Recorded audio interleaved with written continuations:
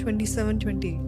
పేతురు, ఇదిగో మేము సమస్తమును విడిచిపెట్టి నిన్ను వెంబడించితిమి గనుక మాకేమి దొరుకునని ఆయనను అడుగగా, ప్రపంచ పునర్జనమందు మనుష్య కుమారుడు తన మహిమగల సింహాసనము మీద ఆసనుడై ఉంటున్నప్పుడు నన్ను వెంబడించిన మీరును 12 సింహాసనముల మీద ఆసీనులై ఇశ్రాయేలు 12 గోత్రముల వారికి తీర్పు తీర్చుదురు. ఆమేన్. ఈ రోజు మీరు అనుకుంటుండొచ్చు, దేవా నిన్ను వెంబడిస్తే మాకేం వస్తుంది, మేము అన్ని విడిచిపెట్టాం. పేతురు ఇక్కడ అడుగుతున్నాడండి.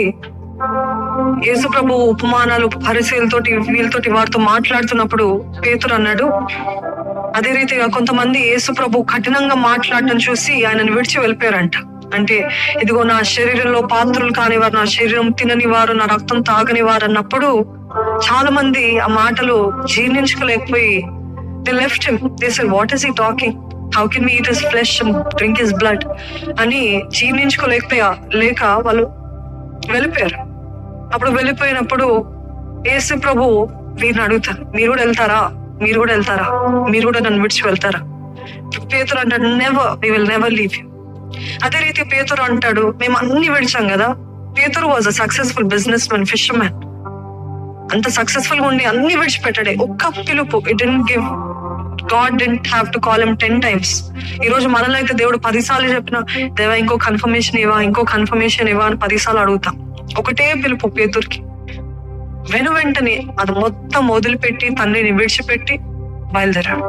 మేము అన్ని విడిచిపెట్టాం కదా ప్రభా, మాకేమొస్తుందయ్యా, మాకేమొస్తుంది అని అడిగాడు. ఈరోజు మీరు కూడా ఒకవేళ దేవుణ్ణి నిమిత్తమై మనుషులకు పోగొట్టుకున్నారేమో, మనుషుని కాదన్నారు, వద్దన్నారు.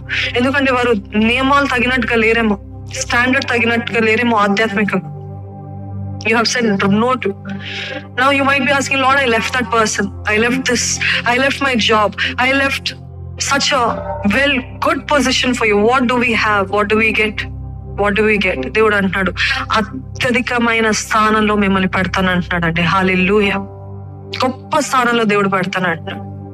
ఈ రోజు మీరు దేవుని రాజ్యం ఎలా ఉంటుందంటే జ్ఞాపకం ఉంచుకోండి, God's kingdom does not work like the enemy's kingdom. Enemy's kingdom ఏంటంటే, నాకు మొక్కు, నన్ను వెంబడించు, నేను ఏం చేస్తానంటే ఇదిగో నీకు డబ్బులు ఇస్తా, ఇదిగో నీకు రాజ్యాలు ఇస్తా, ఇదిగో నీకు ఘనత ఇస్తా, ఇదిగో నీకు పేరు ప్రఖ్యాతలు ఇస్తా, నువ్వు ఏదంటే అది అడుగు నేను నీకు ఇస్తా అని వెంటనే ఆశీర్వాదాలు కనపడతాయి అపవాదిని వెంబడించినప్పుడు.